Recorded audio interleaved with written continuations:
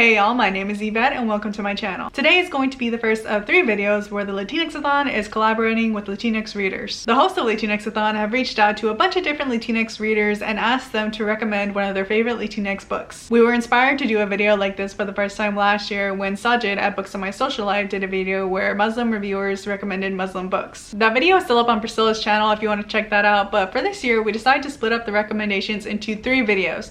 So in the days following this upload, keep an eye out on Jocelyn and Tasha's channel for more Latinx recommendations. And all those recommendation videos and everyone who recommends a book in this video will be listed down below. So onto the recommendations. Hi, my name is Lorena Maria Martinez Figueroa, also known as Boricua Reads online. And today I'm bringing you my favorite Latinx book, which is Wild Beauty by Anna Marie McLemore. This follows a girl named Estrella who can magically form flowers around her, and that is an ability that the rest of her family, the No Malvides family, can do. And it follows her and her 4 cousins as they find a boy who appears in their garden. And it's a book that deals with the control over brown women's bodies, especially Latinx women, Latinx brown women, who are under the subjugation of white supremacy.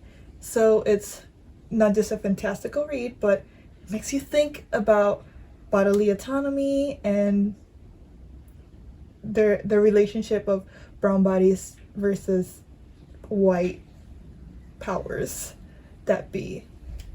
And it's a fantastical story, and I highly recommend everyone read it. Thank you. Hi everyone, my name is Tally and I am from Tally's Books and Stuff. My recommendation for the Latinx Readathon is I Am Not Your Perfect Mexican Daughter by Erika Sanchez, a Latinx author.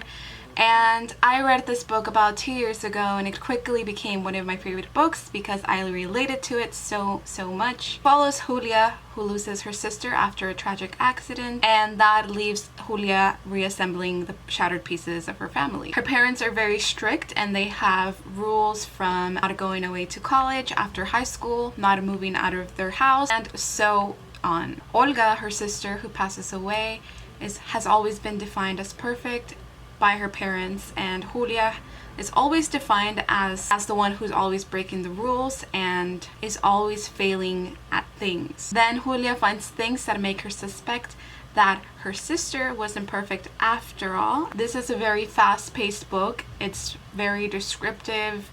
Topics from grief, mental illness, from depression and anxiety, especially living in a Latino household. Also includes secrets, lies, finding yourself, and migrant life. Her parents immigrated to another country to have a better future. That's something that I related to as well. And overall, I think that a person can learn a lot about Mexican culture in this book. I felt myself really connect to the main character, Julia. She is described as obnoxious, confrontational, because she has a really bad relationship with her parents, especially her mom. And I feel like her mom was very abusive towards her. A lot of reasons that she did in the book. In a Mexican household, it's not very easy just because a lot of parents can be very conservative and believe in things that you don't believe in, and when you're passionate about something, your Latino parents might not be okay with it. It might bring your dreams down, and that's what we see in this book. I feel like the author did such a good job at writing this type of teenager that a lot of teens can relate to. Truly recommend it.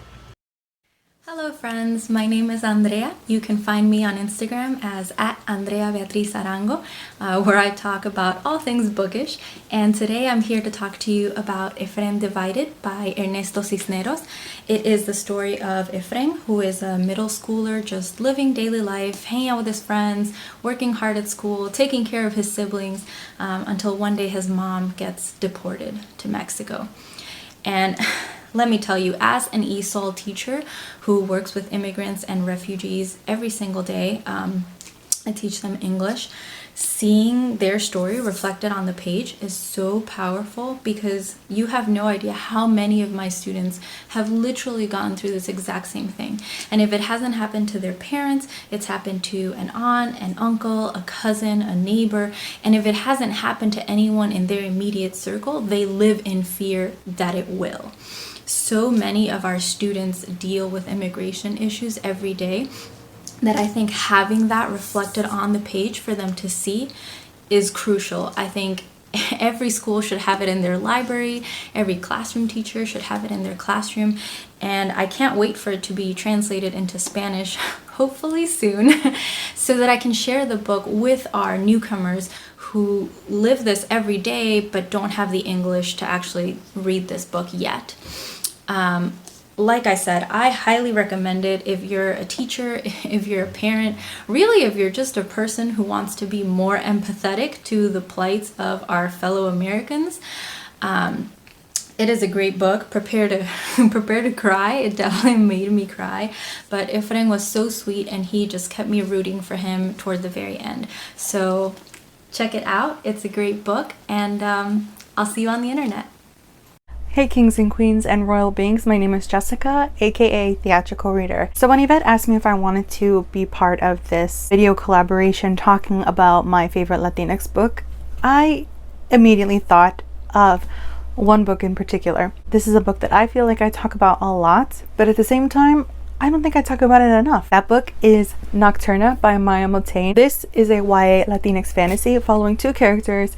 Finn, she is a thief, and she also has the ability to shapeshift. One day she gets caught up in like this mobster's scheme to try to steal something from the royal palace. She tries to say no. She discovers that this mobster actually has the ability to steal powers from anyone. With the threat of her losing her power, she is forced to say yes. We then meet Prince Alfie, and he has just come back from this like pretty long voyage at the sea where he basically ran away because of the death of his brother. With the death of his brother, he ends up becoming the heir to the throne, and he doesn't want to be heir to the throne. He comes back under the guise of him preparing to become king, when in actuality he wants to try to bring his brother back because he doesn't believe that he is actually dead. So fate brings Finn and Alfie working together, and with that they end up awakening this very powerful and incredibly dangerous power. It has the ability and the drive to take over the world. So Finn and Alfie and a few other people have to work together to try to stop this powerful monster. While this is happening, Finn is also dealing with the return of her adopted father,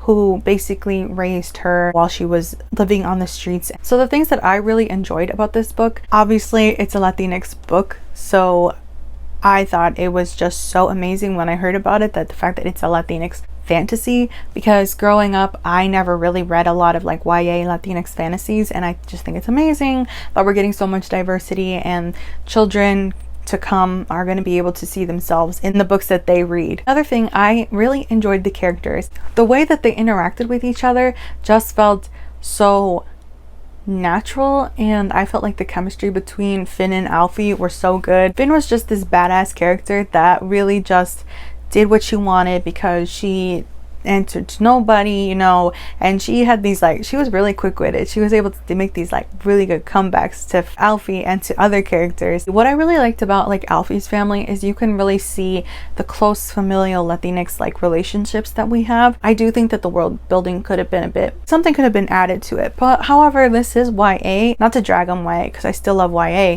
but I think it was just missing a little bit of something. However, this is Maya's debut novel, and this is also the first in the trilogy, so I'm very excited to see where this goes. So I think everybody should just pick up Nocturna because I felt it was extremely underrated. Nobody really talked about it. Read Nocturna. Hey everyone, how's it going? My name is Lo, and I am in the channel Lo Reading Things. I was invited by the LATINX-A-THON to make a short video recommendation of one of my favorite Latinx books. I hope you guys know that this was a very difficult pick. I am absolutely in love with Latinx writing and Latinx authors, and I have been reading them for so long now that, you know, picking up my favorite is very difficult. I was thinking about it, and, you know, there is no other thing that I can recommend, but The Hour of the Star by Clarice Lispector. The Hour of the Star is my favorite book of all times. This is a Brazilian classic by one of the best Brazilian authors of all times. This book embodies everything that I love about Brazilian literature, that it can pull so many punches, but at the same time being written in a way that feels almost ethereal and dreamlike.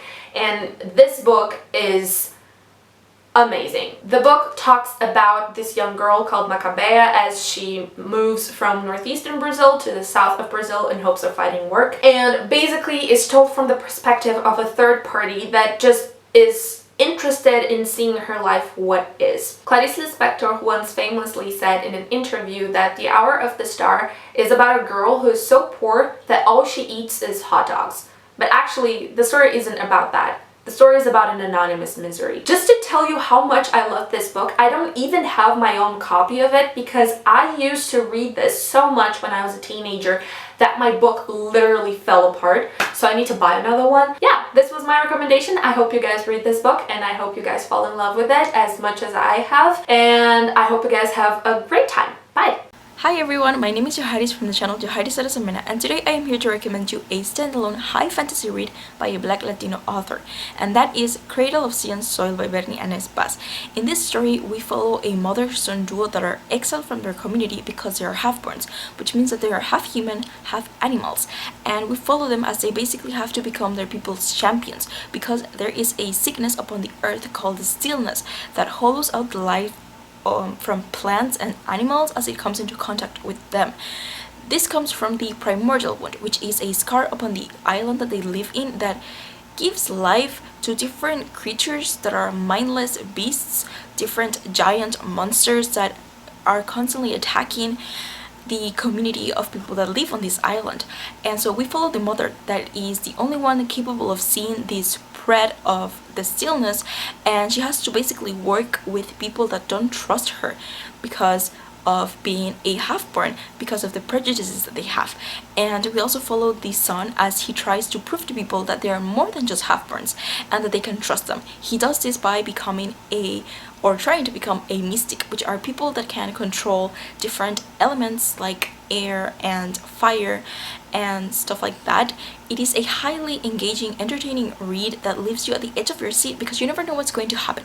There are so many moments where there are battles and people are dying left and right and you don't know what is going to happen, and there is just a lot of things here to unpack that I feel like will be a great read for this readathon. So yeah, I also really enjoyed the romantic subplots that happened in the story. There is the mother. She had a past relationship with a woman, and we also have the son, which happens to be part of a bit of a polyamorous relationship, and I just really enjoyed it, as well as the dynamics between the mother and the son. They love each other so much, and it translates into the page. Sometimes they make very bad decisions or rash decisions, but they do it with their best intentions of the other person in mind. So I totally recommend this book, and happy reading. Bye. Hi everyone, it's Taylor from Page Screen Taylor. Thank you so much to the people from LATINX-A-THON who asked me to participate. I'm so honored that you did. So if you don't know, I am half Mexican on my father's side. He is mestizo. My mom is black from the United States. So I am half black, half Mexican, Afro, Latinx, Chicana. I encompass several identities. I'm very excited to recommend to you one of the most formative pieces of Latinx literature ever. I had never really seen myself or read a book with a protagonist or with, I guess, a full cast of people that very much resembled myself. And so I'd like to talk about that. And that book is The House on Mango Street by Sandra Cisneros. Now, I know this book is incredibly popular and it's taught a lot in schools. And that's actually where I first encountered it. I was in 9th grade and I read this book for the first time, and when I tell you it changed my life. So this book is actually told in a series of very short vignettes. It follows Esperanza Cordero, a young Chicana girl. She grows up on this predominantly Latinx street called Mango Street, and the vignettes sort of follow her as she observes all of the goings on this street. so that maybe she'll notice what this one couple is up to or what these people are doing.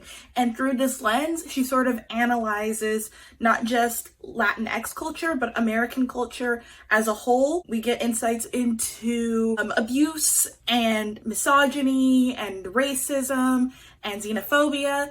And it is truly, truly beautiful. It changed my life. And I definitely recommend that everyone pick this book up. It's definitely worth it.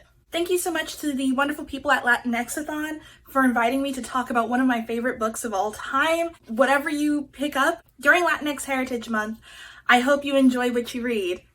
Bye, everyone. And that is going to be it for today's recommendations. I hope y'all found some new books to add to your TBRs and some new bookish people to check out. For more recommendations, make sure to watch Jocelyn and Tasha's channel for more videos like this one. And a huge thank you to everyone who contributed to this project.